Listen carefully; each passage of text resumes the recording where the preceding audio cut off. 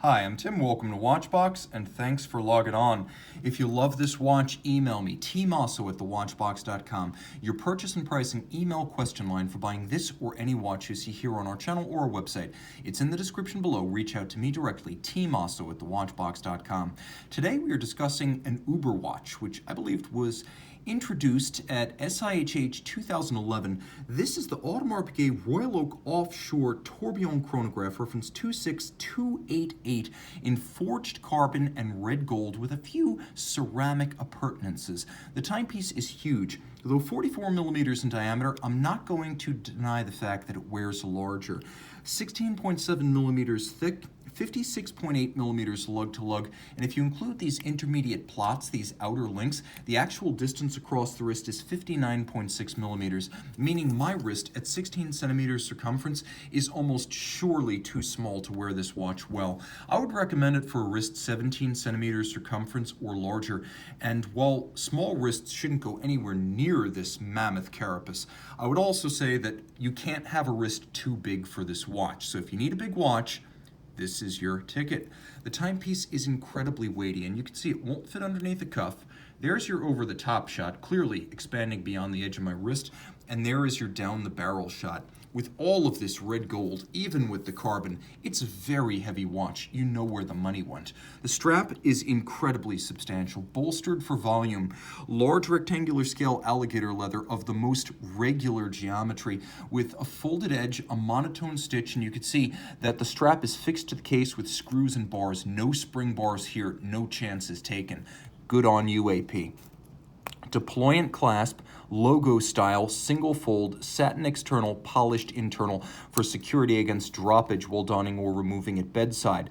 The crown shoulder as well as the chronograph pushers are of black ceramic, and impressively you can see it's been both satin finished and polished. Even on the small surface that applies to the crown, there's a lovely micro beveling along the edge of the pusher shoulders and crown guard structure, and then you can see the hand-finished expanding bevel over the end of the case, the contrast between the polish and the satin finish, the hollowing of the intermediate links, the plots, and then there are echoes with a relieved and media-blasted hollowing of the corners of the case, giving it a wonderful three-dimensional depth. You can see, as with most offshores, the bezel gasket is expressed as a structural and styling component to the case, and the facets of the semi-geometric form continue from the bezel through the mid-case through the case back. Now, the bezel proper is made of forged carbon, which I found is a wonderful material because it's stark and provides contrast with gold, but also because it does a great job of hiding scratches. The hexagonal bolts on an offshore are going to be stainless steel,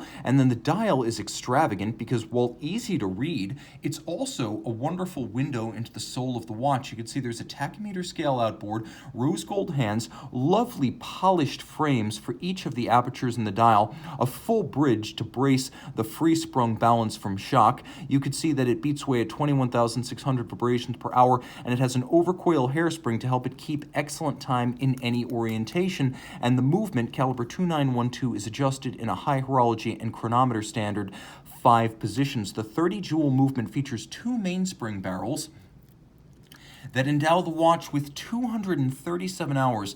That is almost 10 days of power reserve, and you can see it is built by Audemars Piguet Renault Papi, APRP 2912. Audemars Piguet Renault Papi, they are the stormtroopers of the Audemars Piguet establishment, the ultra haute de gamme, the ones who build the $1 million Richard Mille pieces, who built the original Alango Unzona pour le Mérite tourbillon, who built the Bentley Breitling Mulliner tourbillon. They build the highest of the high-end Audemars Piguet watches. Now this, as you can see, is a traditional lateral clutch column wheel chronograph with the world's best, bar none, column wheel feel. Nicely executed. You can see rhodium-plated brass bridges, a few anodized and blackened components. You'll also note there's engine turning, satination on all of the wheels. The interiors of these wheels feature beveled spokes and inner circumference, so the finish is outstanding.